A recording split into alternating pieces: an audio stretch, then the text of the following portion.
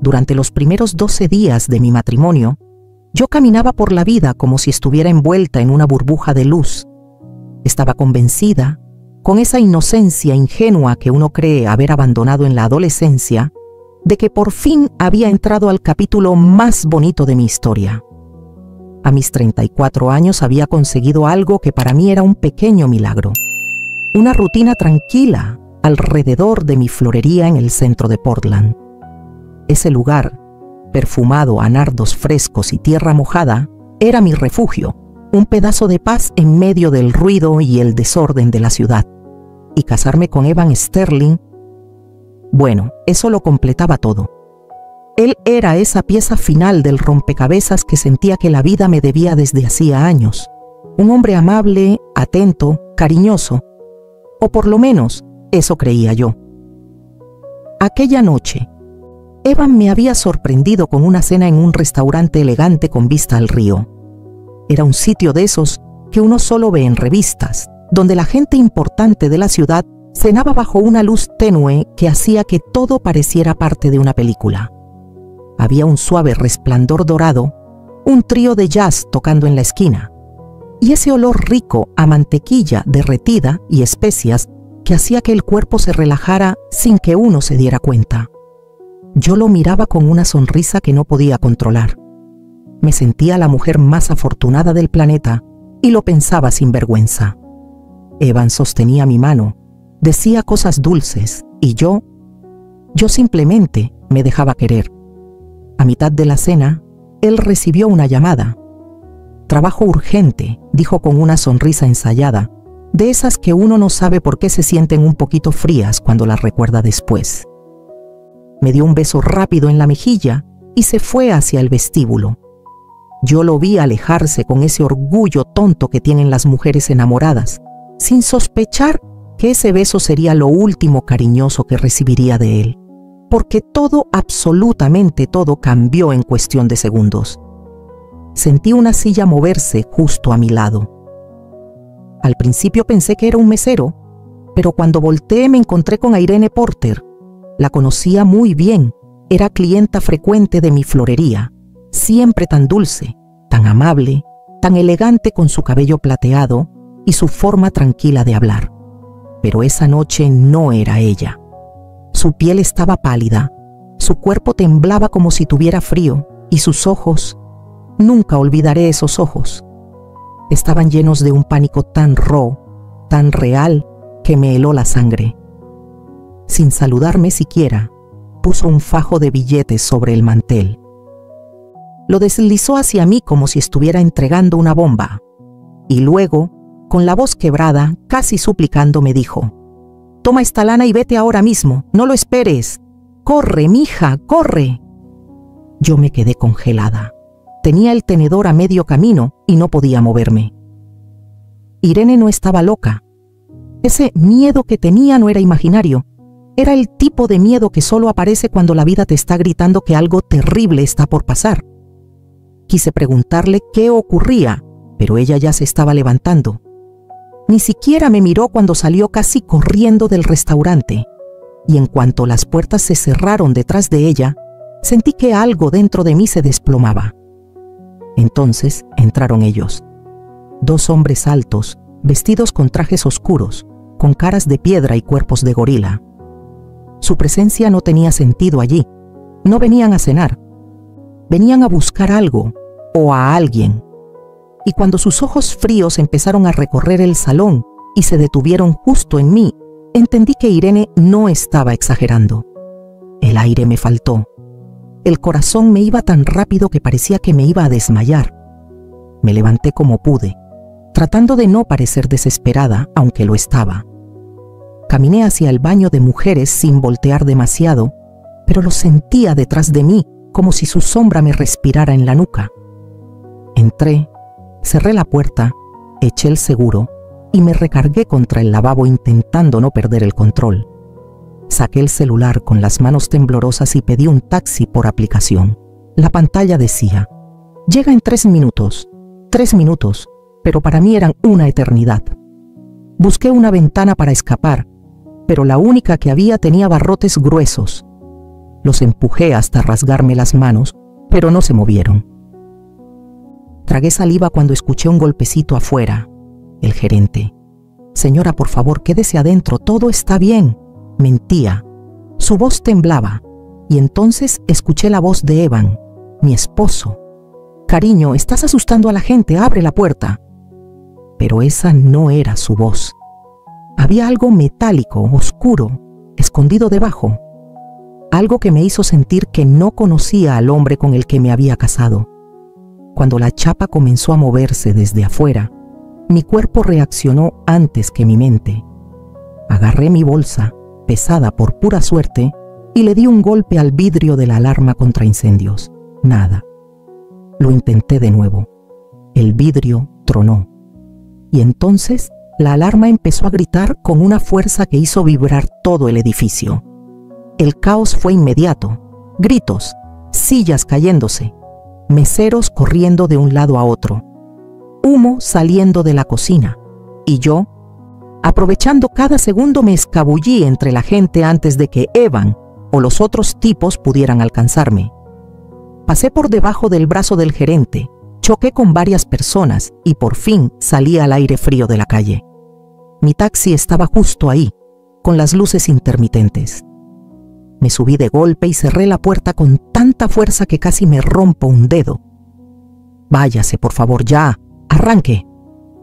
El chófer me miró por el espejo, vio mi cara llena de terror y no dijo una sola palabra. Solo pisó el acelerador como si mi vida dependiera de ello, porque en ese momento así era. Cuando vi mi nombre escrito en ese libro gris, sentí que el piso bajo mis pies desaparecía. Era como mirar mi propia sentencia de muerte impresa con tinta fría, como si mi vida hubiera sido reducida a una simple línea en un registro criminal que ni siquiera sabía que existía. Parker Olivia. Estado, pendiente de finalización. Esa frase me golpeó tan fuerte en el pecho que tuve que agarrarme al borde de la caja fuerte para no caerme. Me temblaban las manos, la boca, todo el cuerpo. Irene puso una mano temblorosa en mi hombro, pero incluso su toque cálido me pareció lejano, como si estuviera bajo el agua y no pudiera escuchar bien el mundo real. «No eres la primera», me dijo con la voz rota, y eso fue aún peor. Porque entender que yo no era un error, sino un patrón, un plan, un ciclo repetido, un sistema, eso me dejó sin aire. Pasé las páginas con torpeza, viendo nombres, hombres y mujeres, deudas, herencias, matrimonios, propiedades, vidas enteras anotadas como si fueran mercancía.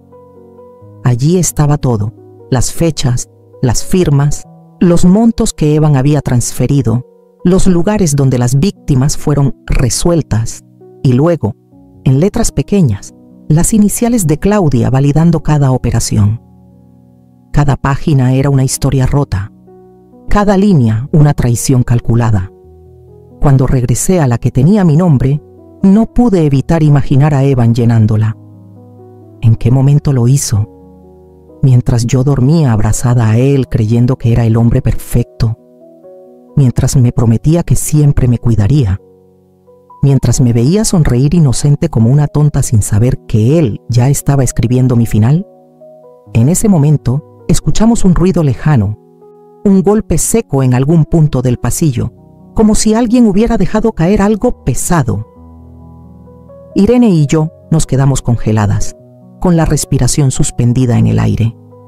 Apagué la linterna del celular y cerré el libro de golpe, sintiendo un sudor frío bajar por mi espalda.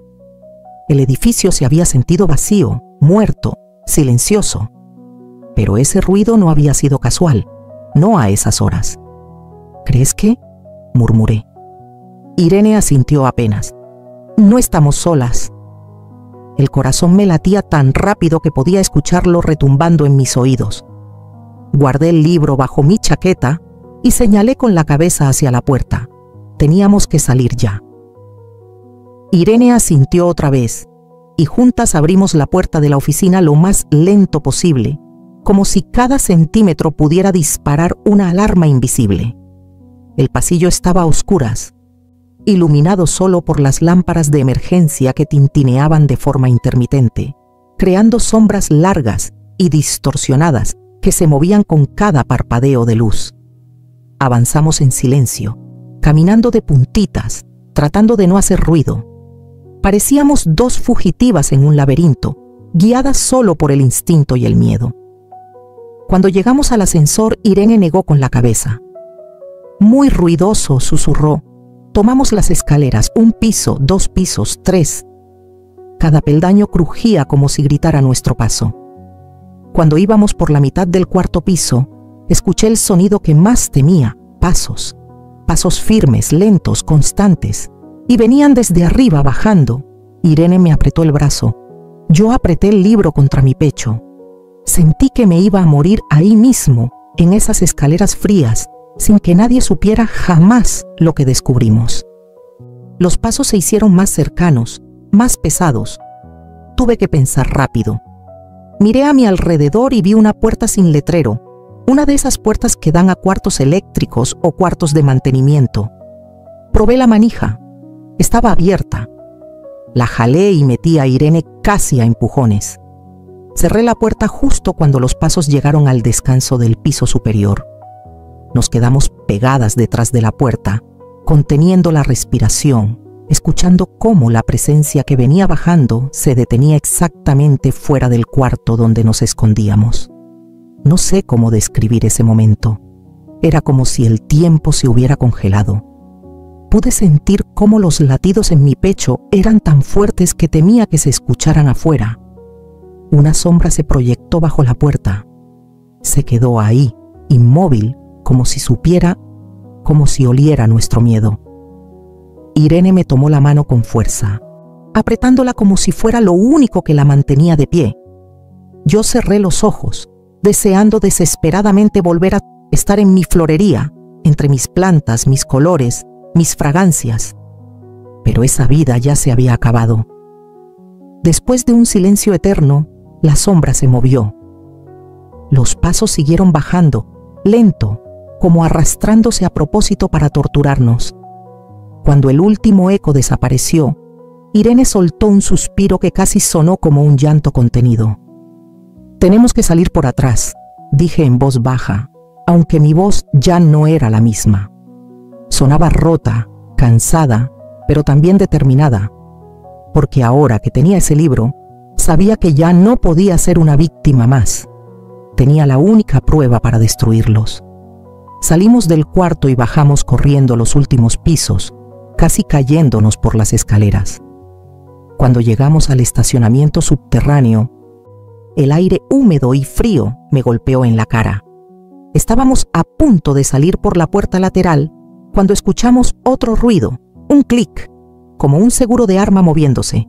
Irene se quedó rígida, yo también, y entonces desde la oscuridad del estacionamiento escuché una voz que me heló la sangre porque la reconocí al instante. Una voz que había amado, una voz en la que había confiado. «Olivia, amor, ¿de verdad pensaste que podías esconderte de mí?» Evan. Y esta vez, su voz ya no tenía nada de humano. Cuando por fin salí del auditorio aquella noche, después de tantas preguntas, cámaras, policías y gente que me abrazaba sin siquiera conocerme, me quedé unos segundos en la calle, respirando aire frío, como si fuera la primera bocanada de libertad en años. El amanecer empezaba a pintar el cielo de un naranja tibio, y por primera vez sentí que todo aquel dolor que había cargado durante tanto tiempo comenzaba a aflojarse dentro de mí, como si cada paso que daba fuera arrancando una cadena que me habían puesto sin que yo lo notara. Caminé sin rumbo, con el libro gris aún en mis manos, apretándolo contra mi pecho, recordando cada noche en la que dudé de mí misma, cada vez que pensé que estaba exagerando, cada momento en el que me tembló la voz para decir, «Esto no está bien». Y mientras avanzaba por la acera casi vacía, entendí algo que jamás había comprendido hasta ese día, que la verdad pesa, pero también libera, que te rompe, pero también te reconstruye. Sin embargo, aunque la ciudad parecía despertar tranquila, yo todavía temblaba por dentro. La imagen de Irene golpeando a Evan todavía me quemaba en la mente, como si hubiera pasado apenas un segundo atrás. Seguía escuchando el golpe seco del pisapapeles contra su cabeza, el sonido que me recordó que a veces el valor aparece en las personas que menos imaginamos. Y mientras recordaba eso, mi teléfono vibró. Era un mensaje corto, directo, de un número desconocido. Aún no has terminado. Me quedé helada. Miré a todos lados como si alguien pudiera estar siguiéndome, como si un par de ojos se escondieran detrás de cada carro estacionado. Sentí un escalofrío que me recorrió la espalda de arriba abajo. Lo primero que pensé fue en los socios de los Sterling, en todos aquellos que se beneficiaron durante años del silencio, del miedo, de las mentiras disfrazadas de filantropía. Sabía que Claudia y Evan no habían actuado solos. Lo sabía también que me sorprendía no haberme preparado para lo que viniera después. Seguí caminando, apretando el celular con la mano, pensando si debía llamar a la policía o fingir que ese mensaje no me afectaba. Pero la verdad era que me afectaba demasiado, porque ese día, aunque la ciudad aplaudía mi nombre, yo todavía tenía miedo. Y lo peor de todo es que tenía razón para tenerlo. La corrupción de los Sterling había durado décadas. Destruirla no sería tan fácil como romper un libro en público. De pronto, otra vibración, otro mensaje. Nos vemos pronto, Olivia. Me detuve en seco. Sentí cómo mi respiración se volvió pesada, como si tuviera un puño apretado en el pecho. No reconocía el número, pero el tono era tan frío, tan calculado, que me recordó inmediatamente a la forma en que Evan hablaba cuando se sacaba la máscara de hombre amable. En ese momento, algo dentro de mí despertó. No era valentía, no todavía, pero sí era una especie de claridad nueva, como una fuerza que había estado dormida por años. Me giré lentamente, con la sensación de que alguien podría estar a unos metros mirándome, pero las calles seguían vacías. El silencio me envolvió, pero no era un silencio tranquilo. Era uno que anunciaba tormenta. Me guardé el celular en el bolsillo y decidí hacer lo único que siempre me había salvado: moverme, no quedarme quieta, no permitir que el miedo se volviera un muro. Caminé de regreso a mi casa, más rápido ahora, sintiendo cómo la adrenalina me empujaba a cada paso. Sabía que la historia todavía no había terminado, que exponer la verdad había sido solo la primera parte, que lo que viniera después sería más peligroso, más oscuro, más decisivo. Y mientras avanzaba, mientras mis pasos resonaban en la acera mojada, me repetí algo que había aprendido a golpes. No se puede volver a la vida de antes después de ver lo que yo vi. No después de enfrentar la mirada real de un monstruo. No después de saber cuántas vidas habían sido destruidas en silencio. Así que seguí caminando, con el libro gris bajo el brazo, sintiendo que cada sombra podía esconder a alguien, pero sin detenerme. Porque aunque el miedo me acompañara, yo ya no iba a retroceder. No después de todo lo que había pasado. No ahora que sabía que la verdad, una vez que sale a la luz, no puede volver a encerrarse.